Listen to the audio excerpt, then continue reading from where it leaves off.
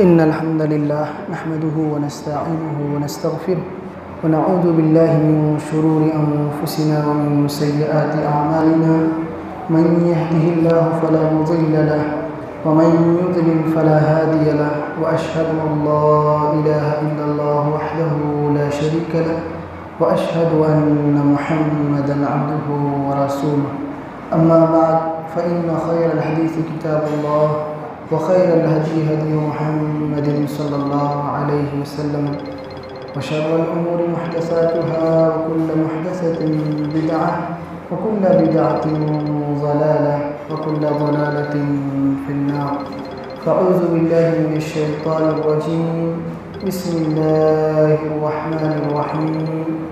قاف والقرآن المجيد بل عجبوا أن جاءهم منذر منهم فقال الكافرون هذا شيء عجيب أإذا متنا وكنا ترابا ذلك رجع بعيد قد علمنا ما تنقص الأرض منهم وعندنا كتاب حفيظ بل كذبوا بالحق لما جاءهم فهم في أمر مريج أفلم ينظروا إلى السماء فوقهم كيف بنيناها وزيناها وما لها من فروج والأرض مددناها وألقينا فيها رواسي وأنبتنا فيها من كل زوج بهيج تبصرة وذكرى لكل عبد منيب ونزلنا من السماء ماء مباركا فأنبتنا به جنات وحب الحصيد والنخل باسقات لها طلع نضيد رزقا للعباد وأحيينا به بلدة ميتا كذلك الخروج كذبت قبلهم قوم نوح وأصحاب الرس وثمود وعاد وفرعون وإخوان لوط وأصحاب الأيكة وقوم تبع كل كذب الرسل فحق وعيد أفعينا بالخلق الأول بل هم في لبس من خلق جديد. وقال الله تبارك وتعالى في مقام آخر والفجر وليال عشر. حاضرین کرام اور پردہ نشین خواتین اسلام، سب سے پہلے تمام قسم کی تعریف توصیف کی بریائی و بڑائی اس اللہ رب العالمین کے لیے لائق اور زیبا ہے جس نے ہم سب کو اس روئے زمین کے اندر پیدا فرمایا۔ بعد درود و سلام ہوں تمام انبیاء علیہم السلام پر، بالخصوص ہمارے آخری نبی سرتاج رسول سید الکونین جناب محمد رسول اللہ صلی اللہ علیہ وسلم پر۔ حاضرین کرام، حمد و صلوات کے بعد ہماری آج کی جو گفتگو کا عنوان ہے وہ ہے عشرہ ذی الحجہ کی فضیلت اور اس میں کیے جانے والے اعمال۔ حاضرین کرام، ہم اور آپ جس مہینے میں داخل ہو چکے ہیں وہ ذی الحجہ کا مہینہ ہے۔ 4 جو سال کے حرمت والے مہینے ہیں، خصوصی احترام والے مہینے ہیں، ان مہینوں میں سے ایک ہے، اور اس مہینے کے ابتدائی 10 دنوں کی شریعت کے اندر بڑی فضیلت وارد ہے۔ اللہ رب العالمین کا احسان، اس کا فضل، اس کا کرم اور اس کی عنایات ہیں ہم پر کہ اللہ تعالیٰ سال بھر میں ہمارے لیے ڈھیر سارے ایسے مواقع عطا کرتا ہے کہ جو بندہ یقیناً اللہ سے قریب ہونا چاہتا ہو، اللہ رب العالمین کے خصوصی رضامندی کے طلبگار ہوں، وہ ان خاص دنوں میں کچھ ایسے کام کر کے زیادہ سے زیادہ نیکیاں کما کر اللہ تعالیٰ سے قریب ہو سکتا ہے۔ جو اب تک اللہ کے دین سے دور تھا، اللہ رب العالمین کی نافرمانی کیا کرتا تھا، اس کے لیے بھی سدھرنے کا ایک موقع ہے کہ چند گھڑیاں ہیں، چند دن ہیں، مخصوص ایام ہیں، اور اس میں کیے جانے والے اعمال کی اللہ تعالیٰ نے ڈھیر ساری فضیلتیں بیان کی ہیں اپنے محبوب کی زبان۔ تو انہی احترام والے، انہی مبارک گھڑیوں میں سے یہ ذی الحجہ کے ابتدائی 10 دن ہیں جس میں ہم اور آپ داخل ہوئے ہیں۔ ہم نے کہا کہ یہ مہینہ حرمت والے مہینوں میں سے ایک ہے، جس مہینے میں انسان اللہ کی نافرمانی نہ کرے، قتل و غارت گری نہ کرے، انسان لڑائی جھگڑے نہ کرے، اللہ رب العالمین کی نافرمانی نہ کرے، تو یہ حرمت والے مہینے ہیں جو اسلام سے پہلے بھی احترام کی نگاہ سے دیکھے جانے والے تھے، اور آج بھی اللہ تعالیٰ نے ان مہینوں کے احترام کو باقی رکھا ہے۔ تو ہم نے کہا کہ ابتدائی ذی الحجہ کے جو یہ 10 ایام ہیں اس کی بڑی فضیلت ہے، اور یہ آج ذی الحجہ کی پہلی تاریخ ہے۔ آج جمعہ کا دن ذی الحجہ کی پہلی تاریخ ہے، اور یہ ابتدائی 10 دن کی شروعات ہو گئی ہے۔ اللہ تعالیٰ نے ان دنوں کی قسمیں کھائی ہیں اپنے کلام کے اندر۔ رب کریم نے فرمایا والفجر ولیال عشر، کہ قسم ہے فجر کی اور 10 راتوں کی۔ جمہور مفسرین کرام کا یہ موقف ہے کہ یہاں 10 راتوں سے مراد ذی الحجہ کی ابتدائی 10 راتیں ہیں۔ اللہ اکبر، اللہ رب العالمین خود ہی عظیم ہے، اس کا کلام بھی عظیم ہے، اس کا فرمان بھی عظیم ہے، اس کی کتاب بھی عظمت والی کتاب ہے۔ اس کتاب میں خصوصیت کے ساتھ اگر کسی چیز کا ذکر قسم کھا کر کے اللہ رب العالمین بیان کرتا ہے تو یقیناً وہ چیز اللہ تعالیٰ کی نگاہ میں، اس کی شریعت کی نگاہ میں قابل احترام ہے۔ اللہ تعالیٰ نے یہاں قسم کھا کر کے ان 10 راتوں کا تذکرہ کیا ہے کہ فجر کی قسم اور 10 راتوں کی قسم، اور مفسرین میں جمہور مفسرین کا موقف یہی ہے کہ یہاں 10 راتوں سے مراد ذی الحجہ کی ابتدائی 10 راتیں ہیں۔ اور اللہ کے نبی صلی اللہ علیہ وسلم نے اپنے فرمان کے اندر فرمایا افضل ایام الدنیا ایام العشر، کہ دنیا کے تمام دنوں میں، سال کے تمام مہینوں میں، سال بھر کے تمام دنوں میں سب سے افضل، سب سے بہتر، سب سے اعمال کے لیے اچھے ایام اگر کوئی ہیں تو یہی ذی الحجہ کے 10 ایام ہیں۔ ان دنوں میں کی گئی عبادتیں اللہ تعالیٰ جتنا پسند کرتا ہے، وہی عبادتیں اگر سال کے دوسرے دنوں میں ہم کرتے ہیں، اللہ تعالیٰ اس قدر محبت سے، اس قدر پسندیدگی کی نگاہ سے اللہ تعالیٰ ان عبادتوں کو نہیں دیکھتا اور قبول نہیں کرتا جس طریقے سے اس مہینے میں اور ان دنوں میں وہی اعمال جو انجام دیتا ہے اللہ تعالیٰ جس محبت کے ساتھ اور جس اللہ رب العالمین پسندیدگی کے ساتھ اسے قبول کرتا ہے، سال کے دوسرے دن اس سے خالی ہے۔ اللہ کے نبی صلی اللہ علیہ وسلم نے ارشاد فرمایا، حضرت عبداللہ ابن عباس رضی اللہ عنہما اس حدیث کے راوی ہیں، نبی کائنات صلی اللہ علیہ وسلم فرماتے ہیں ما من ایام العمل الصالح فیہن احب الی اللہ من هذه الايام العشر۔ قالوا یا رسول اللہ ولا الجہاد فی سبیل اللہ؟ قال ولا الجہاد فی سبیل اللہ الا رجل خرج بنفسه وماله فلم يرجع من ذلك بشیء۔ سنن الترمذی کی حدیث ہے، نبی کائنات صلی اللہ علیہ وسلم فرماتے ہیں کہ اللہ تعالیٰ کو ذی الحجہ کے ابتدائی 10 دنوں میں کی گئی عبادت انتہائی محبوب اور پسندیدہ ہے۔ اللہ بہت پسند کرتا ہے کہ اس کے بندے سال کے دیگر دنوں کے ساتھ ساتھ خصوصیت کے ساتھ ذی الحجہ کے ان دنوں میں اللہ کی عبادت کریں، اللہ کی عبادت کی جانب سبقت کریں، اللہ تعالیٰ کا ذکر کریں، اس کی بڑائی بیان کریں، اللہ تعالیٰ سے قریب ہونے کی کوشش کریں، گناہوں سے اپنے دامن کو بچانے کی کوشش کریں، اللہ رب العالمین کو راضی کرنے والے اعمال کو انجام دیں۔ تو پیارے نبی صلی اللہ علیہ وسلم نے فرمایا کہ ان 10 دنوں میں اللہ تعالیٰ بہت پسند کرتا ہے کہ میرے بندے زیادہ سے زیادہ اعمال خیر کو جمع کریں، نیک اعمال کو انجام دیں، کہ اللہ تعالیٰ بہت پسند کرتا ہے۔ سال کے تمام دنوں میں اگر وہی عبادت وہ بندہ انجام دے، اللہ تعالیٰ اس قدر پسند نہیں کرتا جس طریقے سے ان دنوں میں ان عبادتوں کو پسند کرتا ہے۔ صحابہ کرام نے سوال کیا اللہ کے رسول، جہاد فی سبیل اللہ کا بھی وہ مقام اور مرتبہ نہیں ہے، وہ درجہ جو ان دنوں میں عبادت کا ہے، جو ان دنوں میں اللہ کے ذکر اور اس کی بڑائی کا ہے؟ کیا اللہ کی راہ میں ہم لڑیں گے، اللہ کے دین کی سربلندی کے لیے اور اس کے دین کے لیے جہاد کریں گے، کیا اس کا بھی اتنا درجہ نہیں ہے؟ اللہ کے رسول صلی اللہ علیہ وسلم نے کہا اس کا بھی یہ درجہ نہیں ہے،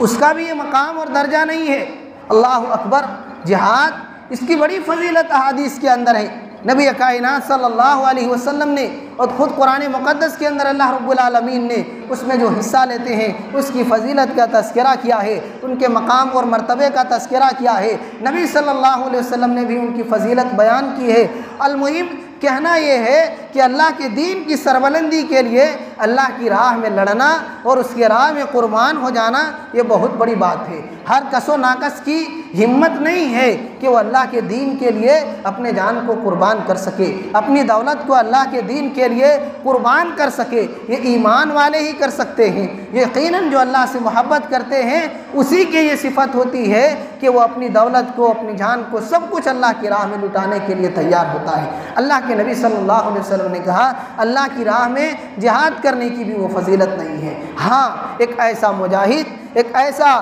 اللہ کی راہ میں لڑنے والا سپاہی، اللہ کے دین کی سربلندی کی خاطر جو خود اپنی جان کو لے کر میدان جنگ میں جاتا ہے، اپنی سارے دولت کو بھی لے کر اللہ رب العالمین کے دین کی سربلندی کے لیے جان اور مال سب کچھ لے کر میدان جنگ میں اترتا ہے اور سب کچھ لٹا دیتا ہے۔ نہ جان لے کر واپس آتا ہے، نہ ہی دولت کو بچاتا ہے، ساری چیزیں خود اپنے آپ کو بھی قربان کر دیتا ہے، شہید ہو جاتا ہے اور اپنی دولت بھی اللہ کی راہ میں لٹا دیتا ہے، تو اس کی فضیلت ہے۔ لیکن مطلق اللہ رب العالمین کی راہ میں جہاد کرنے سے بہتر ہے کہ انسان اللہ رب العالمین کے محبوب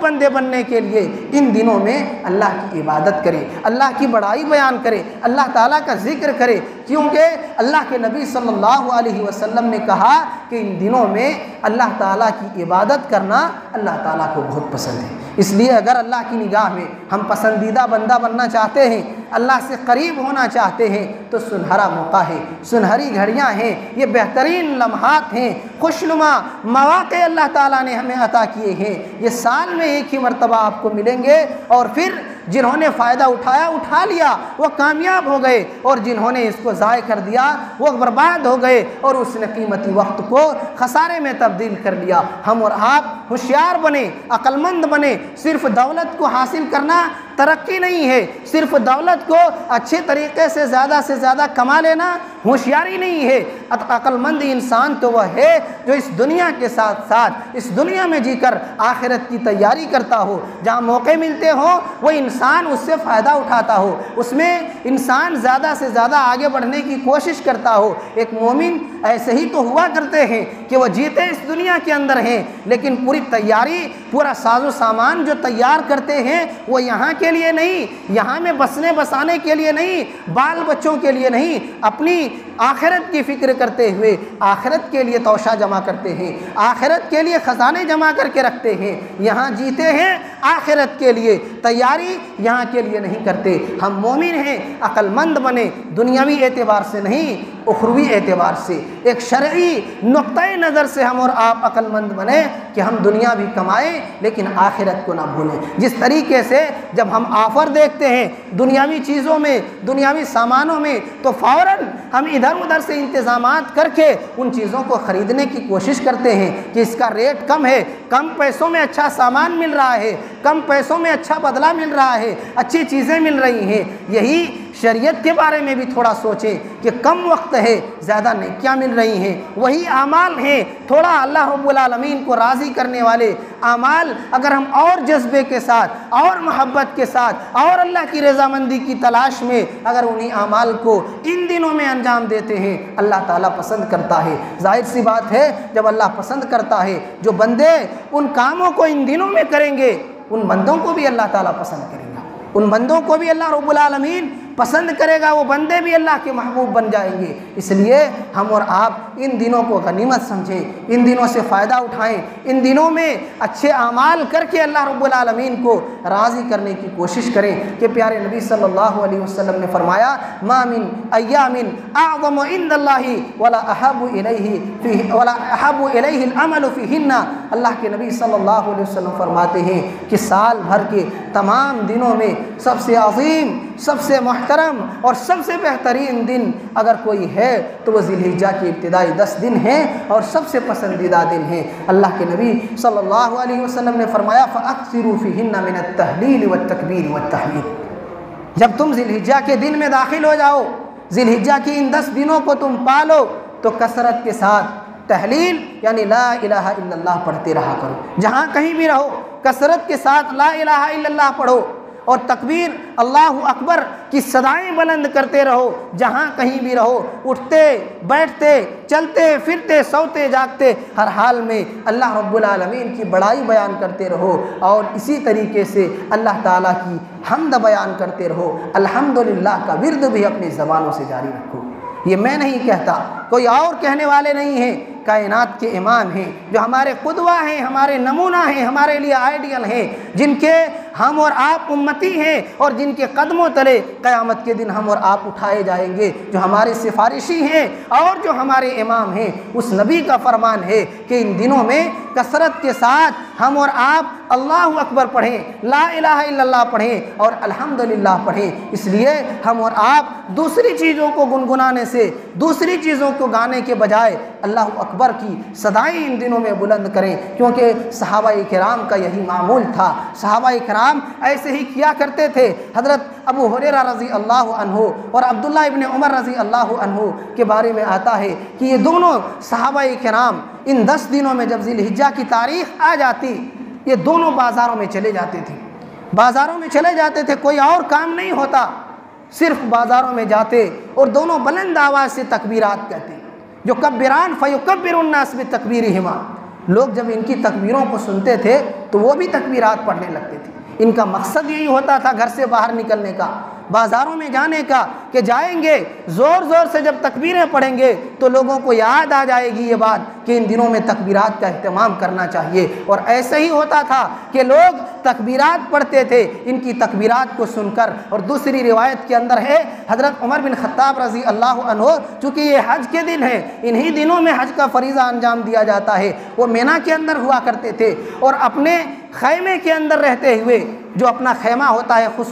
خصوصیت کے ساتھ جو لوگ حج وغیرہ کیے ہیں وہ جانتے ہیں کہ کس طریقے سے وہاں خیمے چھوٹے چھوٹے لگائے جاتے ہیں دھوپ کی شدت سے بچنے کے لیے۔ تو ان خیموں میں وہ رہتے تھے اور اتنی بلند آواز سے تکبیر بلند کرتے تھے ان دنوں کے اندر کہ پورے آس پاس تک آواز گونج جاتی تھی۔ اور حدیث کے اندر ہے کہ پورا مینا تکبیروں سے گونج جاتا تھا، وہ مینا کی پوری وادی، وہ پہاڑی اور اس کا آس پاس کا خطہ پوری تکبیروں سے گونج جایا کرتی تھی۔ تو یہ صحابہ کرام کا معمول تھا کہ وہ ان دنوں میں خوب تکبیر پڑھا کرتے تھے، خوب اللہ رب العالمین کی بڑائی بیان کیا کرتے تھے۔ اور تکبیرات کے وہ مشہور کلمات تو ہم اور آپ پڑھتے ہی ہیں اور جانتے ہی ہوں گے، اللہ اکبر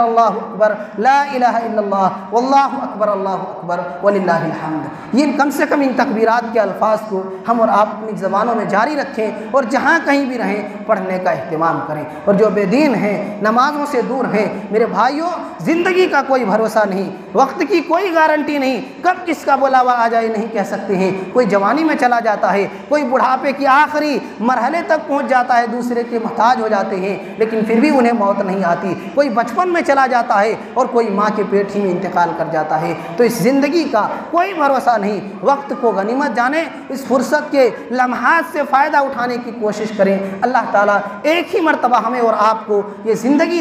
دینے والا ہے اور اس کے بعد یہ زندگی ختم، اعمال کا سلسلہ ختم۔ آپ چاہ کر کے بھی کچھ نہیں کر سکتے، آپ نیکی کمانا چاہیں گے لیکن نیکی کمانے کا وقت آپ کو نہیں ملے گا۔ یہی وقت ہے، یہی فرصت کی گھڑیاں ہیں، ان سے ہم اور آپ فائدہ اٹھائیں اور اپنی آخرت کی تیاری کر لیں کہ یہ موقع اللہ تعالیٰ بار بار عطا کرنے والا نہیں ہے، اس موقع کو غنیمت جانیں۔ تو یہ ہم نے ذکر کیا کہ نبی کائنات صلی اللہ علیہ وسلم نے بھی فرمایا کہ یہ مبارک دن ہیں، ہم اور آپ ان سے فائدہ اٹھائیں۔ سلف صالحین صحابہ کرام کے بارے میں ہم نے ذکر کیا کہ وہ کس قدر اہتمام کرتے تھے تکبیرات کا اور اللہ رب العالمین کی بڑائی بیان کرنے کا۔ ان 10 دنوں میں ہم اور آپ غفلت نہ برتیں، ہم اور آپ غفلت کی چادر تان کر سوئے نہ رہیں، بلکہ ہم خواب خرگوش میں مبتلا ہونے کے بجائے ہوش کے ناخن لیں، اپنے آپ کو تھوڑا اس جانب متوجہ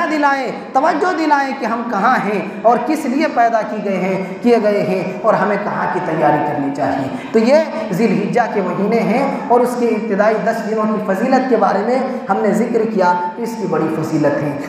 اور اس فضیلت کا حقدار یقیناً وہ انسان جو ان دنوں میں اچھے اعمال کرتا ہے، نیکیوں میں سبقت کرتا ہے، اللہ کا ذکر کرتا ہے، خوب اللہ کی عبادت کرتا ہے، وہ مبارک انسان ہے، وہ مبارک انسان ہے، کیونکہ سال میں 12 مہینے ہیں، 360 دن ہیں، ان تمام دنوں میں یہ 10 دن سب سے عظیم اور سب سے بہتر ہے۔ تو جو اچھے کام کرتے ہیں، نیک اعمال کریں گے اور آگے بڑھیں گے ان دنوں میں، یقیناً وہ انسان دنیا والے کی نگاہ میں بھلے ہی وہ کمتر اور حقیر ہی رہے، لیکن اللہ کی نگاہ میں وہ بہتر ہے، اللہ کی نگاہ میں وہ پسندیدہ ہے، اور اللہ تعالیٰ قبول کرتا ہے، پسند کرتا ہے ایسے اعمال کو جو خصوصیت کے ساتھ بندے ان دنوں میں انجام دیتے ہیں۔ تو یہ ذی الحجہ کے مہینے ہیں، اس مہینے میں کئی ایک اعمال ہیں جس کا ہم اور آپ جن اعمال کو ہم اور آپ انجام دیتے ہیں، اور قرآن و احادیث کے اندر ان اعمال کا تذکرہ کیا گیا ہے۔ ان 10 دنوں میں جو ایک کام کیا جاتا ہے وہ ہے قربانی، جو ہم اور آپ کرتے ہیں۔ یہ ہمارے جد امجد حضرت ابراہیم علیہ السلام کی یادگار ہے، یہ ان کی سنت ہے۔ نبی کریم صلی اللہ علیہ وسلم نے اس سنت کو زندہ رکھا، اور اللہ تعالیٰ نے قیامت کی صبح تک اس سنت کو سنت جاریہ بنا دیا۔ تو اسی ذی الحجہ کے 10 دنوں ہی میں آخری دن جو ذی الحجہ کی ہے، یعنی ان مبارک 10 دنوں میں 10واں دن جو ہے وہ یوم النحر ہے، جو سال کا سب سے بڑا اور سب سے عظیم دن ہے۔ تو انہی 10 دنوں کے اندر قربانی کا دن بھی ہے۔ اس کی فضیلت اس لیے بھی ہے، انہی 10 دنوں کے اندر حج کا فریضہ انجام دیا جاتا ہے۔ اسی 10 تاریخ کو یوم الحج الاکبر کہا گیا ہے، یعنی حج کا سب سے بڑا دن، کیونکہ سب سے زیادہ کام 4 کام انجام دیے جاتے ہیں اسی دن کے اندر۔ تو حج کا جو بڑا اور اہم فریضہ ہے، اسلام کے 5 ارکانوں میں سے ایک رکن ہے، اس رکن کی ادائیگی بھی اسی 10 دنوں کے اندر کی جاتی ہے۔ اور اللہ کے نبی صلی اللہ علیہ وسلم نے اس حج کے بارے میں فرمایا کہ العمرۃ الی العمرہ کفارۃ لما بینہما والحج المبرور لیس لہ جزاء الا الجنہ، کہ ایک عمرہ دوسرے عمرے تک کے درمیان کے گناہوں کا کفارہ ہے، اور حج مبرور، حج مقبول، اس کا بدلہ سوائے جنت کے اور کچھ بھی نہیں ہے۔ اللہ کے نبی صلی اللہ علیہ وسلم نے ایک دوسری حدیث کے اندر فرمایا من حج ولم یرفث ولم یفسق رجع کیوم ولدتہ امہ، کہ جس نے حج کیا اور اس نے اس دوران کوئی گندی بات نہیں کی، کوئی گندا عمل نہیں کیا، رب کی نافرمانی نہیں کی، فسق و فجور سے پاک و صاف رکھا اپنے آپ کو، تو ایسے ہی وہ حج سے واپس لوٹ کر اپنے گھر میں آئے گا جیسے کہ ابھی ماں کے پیٹ سے اس نے جنم لیا ہو۔ بچہ اس کے خاتے میں نہ گناہ رہتا ہے نہ نیکی رہتی ہے، ساری چیزوں سے بچہ جب ماں کے پیٹ سے پیدا ہوتا ہے پاک و صاف ہوتا ہے، اس کا نامہ اعمال خالی ہوتا ہے کسی بھی عمل خیر اور شر سے۔ ایسے ہی اس حاجی کے اعمال کے بارے میں اللہ کے نبی صلی اللہ علیہ وسلم نے کہا کہ جس طریقے سے ماں کے پیٹ سے جب انسان پاک ہوتا ہے سارے گناہوں سے پاک و صاف، حج انسان اگر کر لے تو ویسے ہی سارے گناہوں سے پاک ہو جاتا ہے۔ اب حاجی کی ذمہ داری ہے کہ حج کے بعد وہ کون سے اعمال اپنے زندگی میں داخل کرتا ہے، وہی پرانی روش، وہی پرانے کام، وہی چغلی، غیبت، جھوٹی باتیں، لان تان، دھوکہ دھڑی، اور وہی پرانی زندگی، تب تو اس کا حج اللہ رب العالمین نے قبول ہی نہیں کیا۔ اگر وہ اپنے آپ کو بدل لے، اپنے گناہوں کو چھوڑ دے، پچھلی گناہوں سے توبہ کر کے اچھا بن جائے، تو انشاءاللہ اس کے حج کو اللہ رب العالمین نے قبول کر لیا، اور وہ ایسا ہی ہوگا جیسے کہ بچہ ماں کے پیٹ سے پیدا ہوتا ہے اور کوئی گناہ اس کے کھاتے میں نہیں رہتا۔ تو یہ بھی انسان جو حج کر لیتا ہے وہ گناہوں سے پاک و صاف ہوتا ہے۔ تو کہنے کا مقصد یہ ہے کہ ذی الحجہ کے یہ 10 مبارک دنوں میں سے حج کا بڑا فریضہ انجام دیا جاتا ہے۔ ذی الحجہ کے 10 دنوں میں سے ایک دن یوم عرفہ ہے۔ 9 تاریخ 10ویں تاریخ کو قربانی کی جاتی ہے، اس سے ایک دن پہلے کی جو تاریخ ہے اس دن کی بڑی فضیلت ہے۔ اللہ تعالیٰ بڑی کثرت کے ساتھ اس دن اپنے بندوں کو جہنم سے آزاد کرتا ہے، جہنم سے آزاد کرتا ہے۔ اور اللہ رب العالمین نے اپنے حبیب کی زبانی فرمایا عرفہ کے دن کا جو شخص روزہ رکھ لے 2 سال کے گناہ معاف ہو جائے گے۔ اللہ کے نبی صلی اللہ علیہ وسلم نے فرمایا صیام یوم عرفہ انی احتسب علی اللہ ان یکفر السنۃ التی قبل والسنۃ التی بعد، کہ عرفہ کے دن کا روزہ میں اللہ کی ذات سے یقین اور امید رکھتا ہوں کہ اللہ تعالیٰ اس کی وجہ سے 2 سال کے گناہوں کو معاف کر دے گا، پچھلے سال اور آنے والے سال کے گناہوں کا کفارہ ہے ایک دن کا روزہ۔ تو مبارک عرفہ کا دن بھی انہی 10 دنوں کے اندر ہے۔ اور حج کے بارے میں بھی کہا گیا ہے الحج و عرفہ، کہ حج کا یہ بڑا رکن اگر کوئی وقوف عرفہ کو چھوڑ دے، حج کے سارے ارکان کو ادا کرے، لیکن اگر عرفات کے میدان میں وہ نہ جائے تو اس کا حج ہی نہیں ہوگا۔ انہی تاریخ کے اندر وہ دن بھی آتا ہے۔ ایسے ہی ہم اور آپ ان دنوں میں اگر دیکھیں گے تو ساری بڑی بڑی عبادتیں جمع ہو جاتی ہیں۔ ہم نے کہا حج بھی جمع ہو گیا ہے، روزہ بھی آ گیا ہے، قربانی بھی آ گئی ہے، بڑی بڑی عبادتیں ہیں، نماز بھی ہے، صدقہ و خیرات بھی ہے۔ اور اسی لیے حافظ ابن حجر رحمۃ اللہ علیہ نے سبب ذکر کیا ہے کہ آخر ان دنوں کی جو اتنی فضیلت ہے اس کی وجہ کیا ہو سکتی ہے، اس کی وجہ کیا ہو سکتی ہے؟ انہوں نے کہا والذی یظہر ان السبب فی امتیاز عشر ذی الحجہ لمکان اجتماع امہات العبادۃ فیہ وہی الصلاۃ والصوم والصدقۃ والحج ولا یتأتی ذلک فی غیرہ، کہ ذی الحجہ کے ان دنوں کی فضیلت کی جو بظاہر وجہ سمجھ میں آتی ہے وہ یہی ہے کہ ان دنوں میں امہات العبادات بڑی بڑی عبادتیں جمع ہو جاتی ہیں۔ حج سال کے دوسرے دنوں میں آپ نہیں کر سکتے ہیں، لازمی ہے کہ آپ انہی دنوں میں حج کریں گے، انہی دنوں میں آپ حج کے ارکان کو ادا کریں گے اور حج کی ادائیگی کریں گے۔ قربانی، آپ نفلی قربانیاں تو سال میں کبھی بھی اللہ کی راہ میں قربانی پیش کریں، کوئی نظر مان کر کے کرتے ہیں، کوئی اور وجہ سے اللہ کی راہ میں اپنی جانوروں کو قربان کرتے ہیں، وہ الگ چیز ہے۔ لیکن یہ جو سنت ابراہیمی ہے وہ اسی 10ویں تاریخ اور ایام تشریق کے اندر قربانی کی جا سکتی ہے اسے، تو یہ بھی انہی دنوں کے اندر ہے۔ اس طریقے سے ہم نے کہا عرفہ کا روزہ اور اس کی فضیلت، انسان عام دنوں میں ڈھیر سارے روزے رکھے وہ فضیلت نہیں پا سکتا ہے جو اس دن ایک روزہ رکھنے کی فضیلت ہے، ایک روزہ رکھنے کی فضیلت ہے۔ تو حافظ ابن حجر رحمہ اللہ نے کہا بظاہر یہی سمجھ میں آتا ہے کہ ان دنوں کی جو فضیلت ہے وہ فضیلت اس لیے ہے کہ ان دنوں میں بڑی بڑی عبادتیں جمع ہو جاتی ہیں جو سال بھر کے دوسرے دنوں میں ان عبادتوں کو اکٹھا آدمی نہیں کر سکتا ہے، تو یہ اس کی ایک وجہ ہے۔ اور علامہ ابن تیمیہ رحمۃ اللہ علیہ نے ذکر کیا ہے، جب ایک سوال کیا گیا کہ رمضان کے آخری 10 دن کی بڑی فضیلت ہے، اس کی بھی بڑی اہمیت ہے، اور حدیث کے اندر کہا گیا یہ دن بھی بڑی قابل احترام ہے، تو دونوں میں سے افضل کون سا ہے؟ تو امام ابن تیمیہ رحمہ اللہ نے جواب دیا کہ رمضان کے آخری جو 10 دن ہے اس کی راتیں ذی الحجہ کے راتوں سے بہتر ہیں، کیونکہ اس میں ایک رات لیلۃ القدر ہے جو 1000 مہینوں کی عبادت سے بہتر ہے، اور ذی الحجہ کے 10 دن رمضان کے آخری عشرے کے دنوں سے بہتر ہے، آخری عشرے سے بہتر ہے، کیونکہ اس میں اللہ کے نبی صلی اللہ علیہ وسلم نے کہا اعمال خیر اللہ رب العالمین کو بہت پسند ہے۔ المہم تمام باتوں کا جو خلاصہ ہے وہ یہ ہے کہ جن دنوں میں ہم اور آپ داخل ہوئے ہیں، جن دنوں سے ہم اور آپ گزر رہے ہیں، یہ ذی الحجہ کے ابتدائی 10 دن ہیں اور ذی الحجہ کی یہ پہلی تاریخ ہے۔ ان ابتدائی 10 دنوں کی بڑی فضیلت ہے، ہم اور آپ ان فضیلتوں کو حاصل کرنے کی کوشش کریں، نیک اعمال کریں، نمازوں کی پابندی کریں، اللہ تعالیٰ سے خوب دعائیں کریں، توبہ و استغفار کریں، اپنے گناہوں پر شرمندہ ہو کر اللہ تعالیٰ سے معافی مانگیں، اچھے کام میں آگے بڑھیں، گناہوں سے برائیوں سے توبہ کریں۔ ایک آخری بات اور اپنی بات کو ہم ختم کر دیں گے، وہ یہ ہے کہ ان دنوں میں جو انسان قربانی کرنے کا ارادہ رکھتا ہو، تقریباً سارے لوگ اس بات کو جانتے ہیں، وہ اپنے بال اور ناخن کو ان 10 دنوں کے اندر نہ کاٹے، کیونکہ چاند نظر آ چکا ہے، اب کوئی اپنے بال اور ناخن کو نہیں کاٹ سکتا ہے جو قربانی کا ارادہ رکھتا ہو، کیونکہ نبی صلی اللہ علیہ وسلم نے ارشاد فرمایا اذا رأیتم ہلال ذی الحجہ واراد احدکم ان یضحی فلیمسک عن شعرہ واظفارہ، کہ جب تم میں سے کوئی شخص قربانی کا ارادہ رکھتا ہو اور وہ ذی الحجہ کے چاند کو دیکھ لے تو اس کے بعد اپنے بال کو، اپنے ناخن کو نہ کاٹے۔ بال میں سارے بال آ جاتے ہیں، سر کے بال بھی ہیں اور بغل کے بال بھی ہیں، زیر ناف کے بال بھی ہیں، سارے بال آ جاتے ہیں، کوئی بال وہ انسان نہ کاٹے۔ ایسے ہی اپنے ناخن کو اکھاڑ نہیں سکتا، کاٹ نہیں سکتا، کھرچ نہیں سکتا، اس طریقے سے اس سے بھی بچنا چاہیے، یعنی ناخن وہ بھی کسی طریقے سے نہ کاٹے، جیسے بعض لوگوں کی عادت ہوتی ہے دانت میں لے کر وہ کاٹتے رہتے ہیں، اس سے بھی پرہیز کریں، اس سے بھی پرہیز کریں جو قربانی کرنا چاہتے ہیں۔ اہل علم نے اس سے یہ استدلال کیا ہے کہ حدیث کے اندر کہا گیا ہے اذا رأیتم ہلال ذی الحجہ واراد احدکم،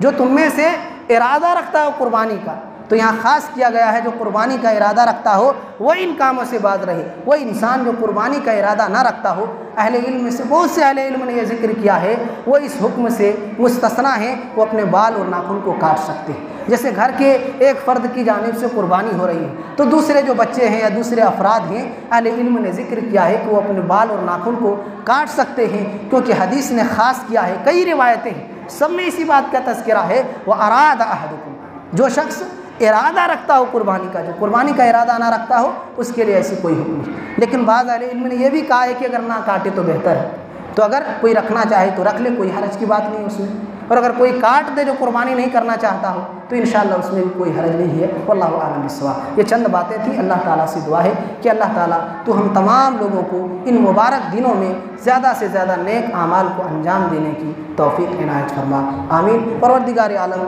ہم اور تمام کے تمام انسان تیرے بندے ہیں، گناہ گار ہیں، خطا کار ہیں، سیاہ کار ہیں، غلطیاں جانے انجانے میں ہو جاتی ہیں۔ اللہ تعالیٰ تو ارحم الراحمین ہے، تو ہم سب کی چھوٹی بڑی خطاؤں کو درگزر فرما، آمین۔ سبحان ربک رب العزت عما یصفون وسلام علی المرسلین والحمد للہ رب العالمین۔